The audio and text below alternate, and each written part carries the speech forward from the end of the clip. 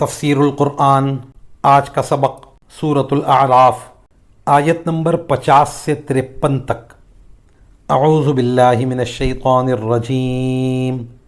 بسم اللہ الرحمن الرحیم۔ ونادى أصحاب النار أصحاب الجنة أن أفيضوا علينا من الماء أو مما رزقكم الله قالوا إن الله حرمهما على الكافرين الذين اتخذوا دينهم لهوا ولعبا وغرتهم الحياة الدنيا فَالْيَوْمَ نَنْسَاهُمْ كَمَا نَسُوا لِقَاءَ يَوْمِهِمْ هَذَا وَمَا كَانُوا بِآيَاتِنَا يَجْحَدُونَ وَلَقَدْ جِئْنَاهُمْ بِكِتَابٍ فَصَّلْنَاهُ عَلَى عِلْمٍ هُدًى وَرَحْمَةً لِقَوْمٍ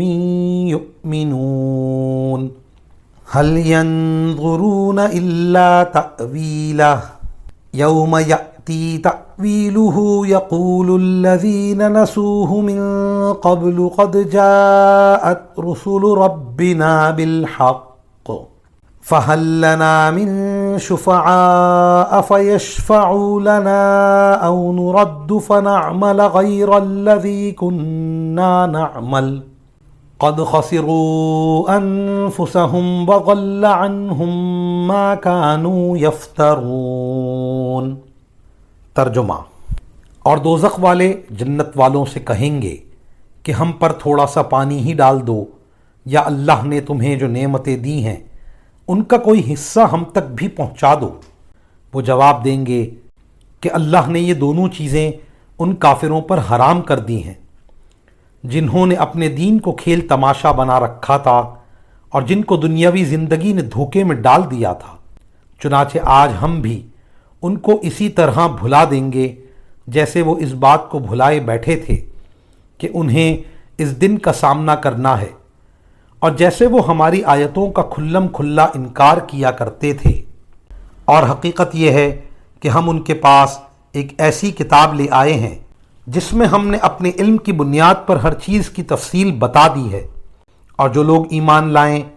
ان کے لیے وہ ہدایت اور رحمت ہے۔ اب یہ کافر اس آخری انجام کے سوا کس بات کے منتظر ہیں جو اس کتاب میں مذکور ہے، حالانکہ جس دن وہ آخری انجام آ گیا جو اس کتاب نے بتایا ہے، اس دن یہ لوگ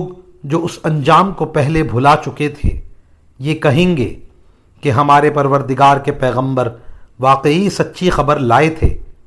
اب کیا ہمیں کوئی سفارشی میسر آ سکتے ہیں جو ہماری سفارش کریں،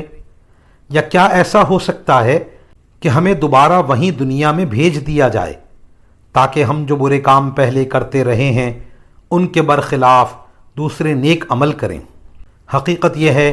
کہ یہ لوگ اپنی جانوں کے لیے سخت گھاٹے کا سودا کر چکے ہیں، اور جو دیوتا انہوں نے گھڑ رکھے ہیں انہیں اس دن ان کا کہیں سراغ نہیں ملے گا۔ ان آیات کی تفسیر میں مفسرین کرام فرماتے ہیں کہ اس آخری انجام سے مراد قیامت ہے، یعنی کیا یہ لوگ ایمان لانے کے لیے قیامت کا انتظار کر رہے ہیں، حالانکہ اس وقت ایمان قبول ہی نہیں ہوگا،